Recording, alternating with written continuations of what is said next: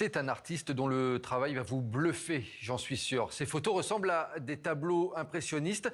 Et en quelques mois seulement, il est devenu une superstar en Asie et notamment en Corée du Sud. Bonjour Jonathan Bertin. Bonjour. Alors vous exposez actuellement à la galerie Porte B à Paris. Impressionnisme, résonance.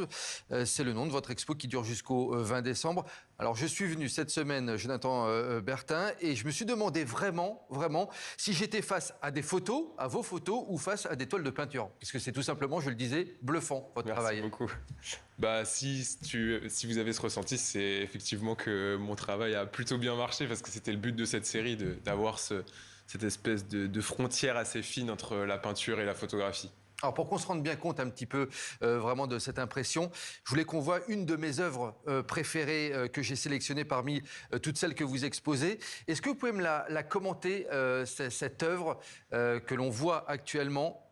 La mer, le soleil couchant, là on a vraiment l'impression d'être devant effectivement une aquarelle, une toile. Effectivement, c'est une photo que j'ai réalisée au Havre au tout début de ce projet-là, donc petit clin d'œil à la terre d'inspiration de Monet.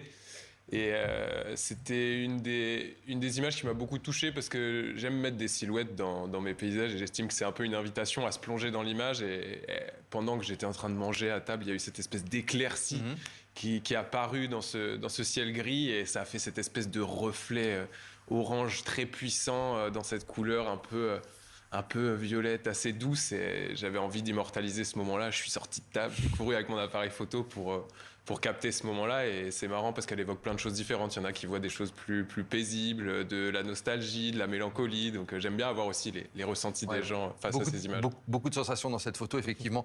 Je suis obligé de vous demander, Jonathan Bertin, parce que j'imagine que nos téléspectateurs trépignent d'impatience. Comment est-ce que l'on arrive à ce type de photo? Quelle est votre technique?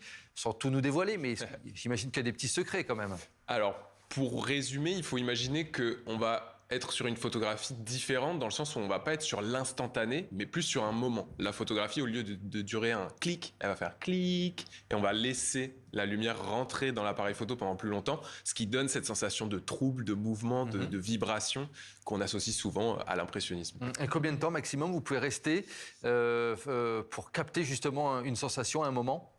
Ça dépend des images. Il y a des images où ça va être très spontané, où en l'espace de 5 minutes, ça va être bouclé. Il y a des images où ça va être 1 heure, 2 heures, voire plus.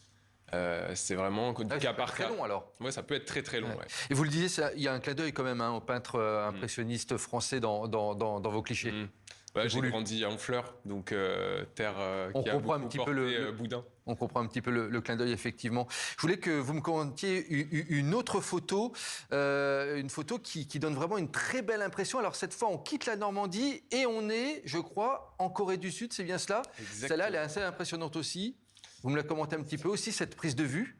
Cette prise de vue-là, elle a été réalisée à Séoul. C'est une ville qui m'a beaucoup touché, qui m'a beaucoup inspiré, qui m'a accueilli d'une façon assez on va y revenir dans un instant.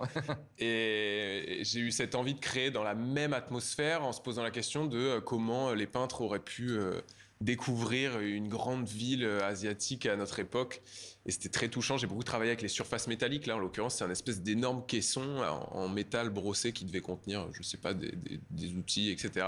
Et il y avait cette silhouette au loin qui marchait. C'était un voiturier. Et je trouvais qu'avec les couleurs qui se reflétaient sur le métal et cette silhouette au fond, il y avait une espèce de poésie, et cette espèce de feu orange qu'on voit qui clignote. Il y a une notion d'attente, d'une temporalité qui moi, m'émeut beaucoup. J'imagine que l'intensité de la Corée du Sud, c'est différent de la quiétude de la Normandie, des paysages qu'on a vus tout à l'heure. Donc c'est un travail un peu différent. Exactement. Il y a un peu ces deux énergies qui viennent se réunir justement dans l'exposition, et c'était un peu mon objectif d'associer ce calme normand et cette effervescence de Séoul. Alors, en Corée du Sud, justement, vous êtes devenu une superstar. Comment vous expliquez ce succès? On parle de milliers de personnes qui attendent pour venir à vos expositions là-bas. Est-ce que c'est parce que justement ça rappelle aux Coréens les tableaux impressionnistes des peintres français, ou est-ce qu'il y a autre chose? Qu'est-ce qu'ils vous disent justement les fans coréens? Je pense que c'est en partie... je sais que leur artiste préféré, c'est Claude Monet, donc j'arrive avec un bagage qui fait un clin d'œil et une grosse aspiration à tout ce mouvement-là, donc je pense que ça a été... Ils voient le mimétisme un petit peu entre les deux œuvres. Exactement, et je pense qu'il y a toujours cette intrigue de se dire, mais c'est de la photographie cette fois, c'est quand même assez intriguant.